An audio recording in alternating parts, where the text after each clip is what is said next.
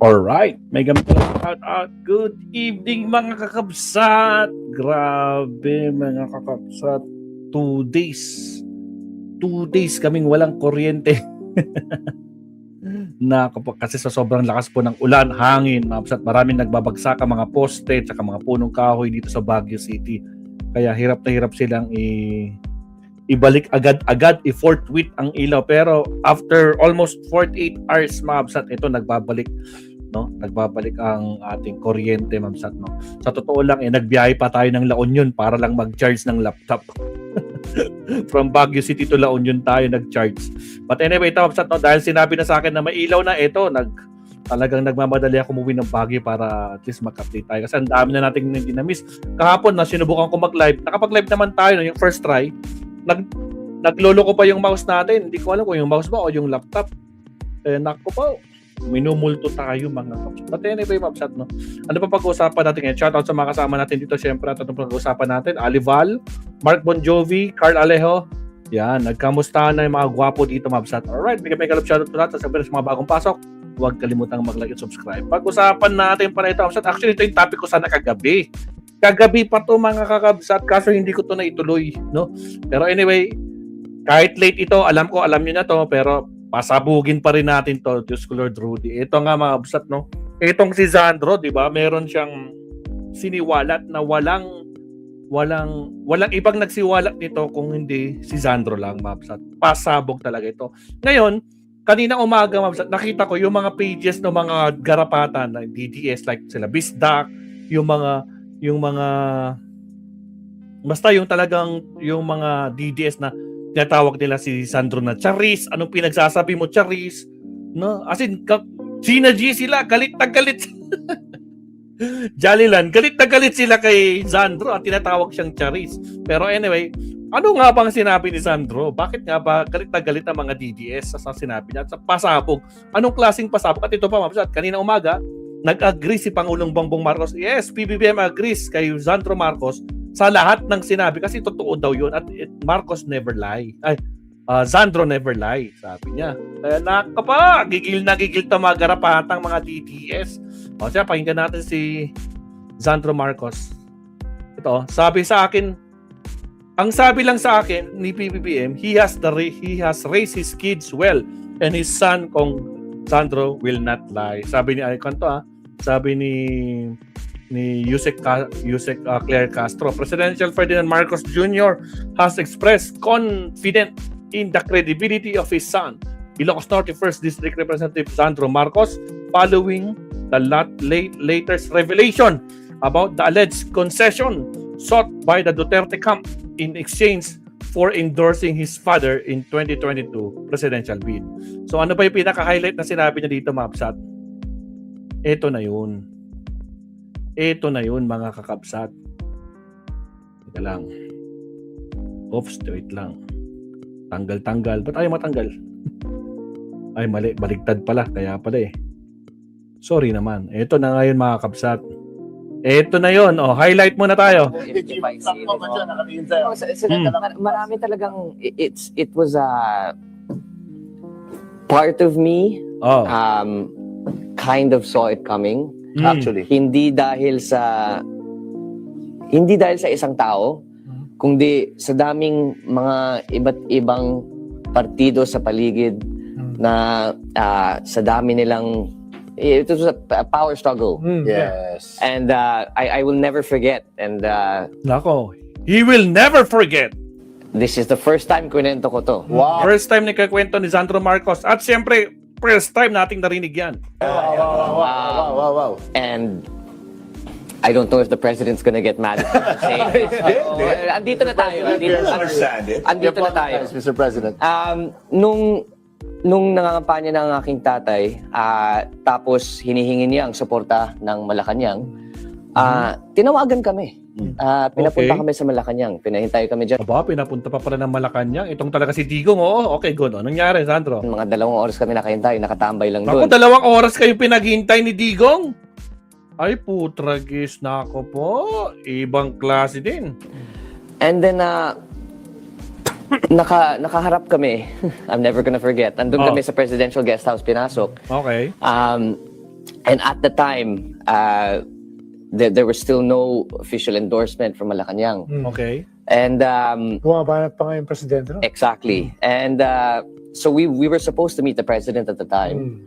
But instead, hinarap kami sa tatlong tao. Hindi ko na lang So hindi sila hinarap ni Digong. Pinaharap sa tatlong tao. Sino yung tatlong taong yan? babanggitin kung sino.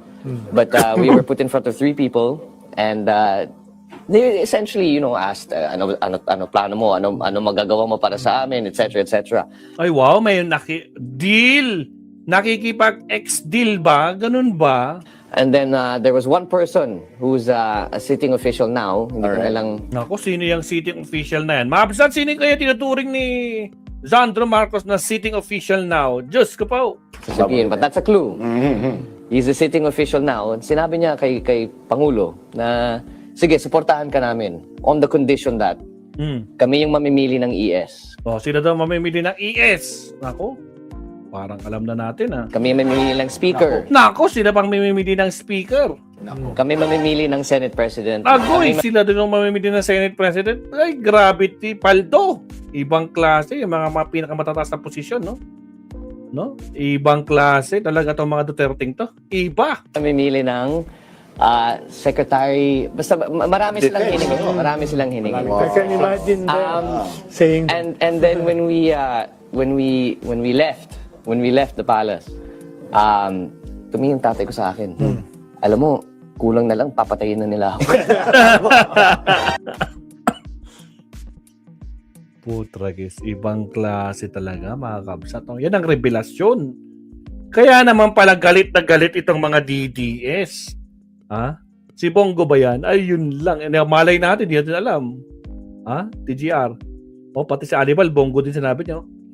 Parang hindi tama ang dalawang oras. Exactly, 2 oras pinaghintay. Ay, Diyos ko po, Rudy. Ibang klase din, no? Nako po. Ibig lang sabihin, nasapul sila. Ayun lang, nasapul talaga. Nagre-react sila eh. And so that's there was Kaya you were there was a lot at play. There was a lot at play, and there were many people who I guess were vying to take power away. I suppose. yes. So PRTV at BJMM, you just got your new super cut of the day. Hindi kaya nga, ito nga super. Ay, gravity.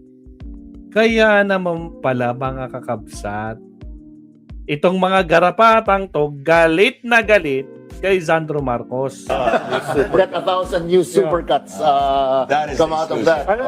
I'm sorry, Mr. President. Very existential Please yung don't get battle. mad at me. Diba, Madjo? Very existential yung battle ngayon. Diba? Very existential. Kaya mahalaga yung sinabi mo na from the start, ay hindi naman talaga solid yung unity.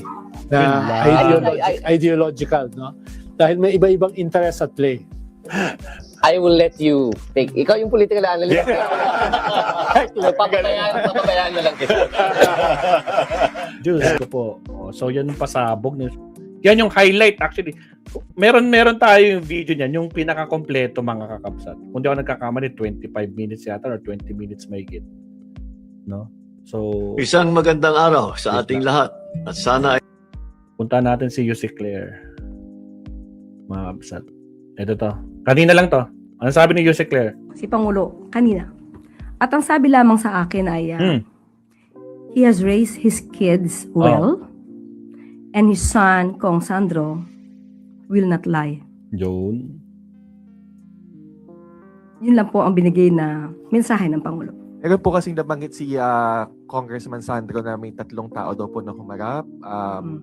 Isa daw po doon ay nakaupo po sa gobyerno ngayon. Nabanggit po kayo ng Pangulo kung sino po sila. Nako. Kahit siguro mabanggit, since ang sinabi naman po ni Congressman Sandro Marcos ay hindi na po niya babanggitin ang mga identity nito, igagalang po natin na manatiling kung ano na lang po yung sinabi ni Congressman Sandro. Sige po. Mukhang hindi natin malalaman kung sino yun, TGR. TGR 2K. Hindi natin malalaman, Diyos ko Lord. Shout out!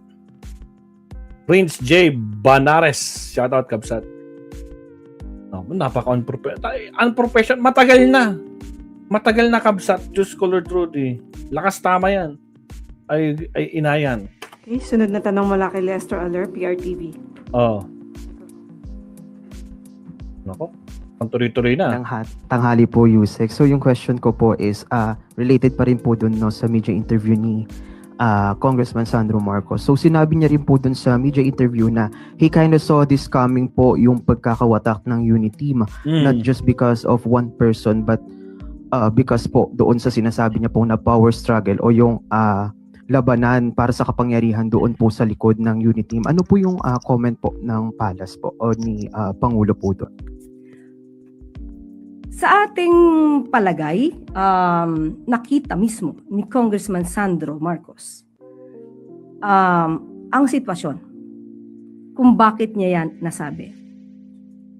At makikita rin naman kung inyong i-connect sa lahat ng mga sinabi ng Vice Presidente. Nako!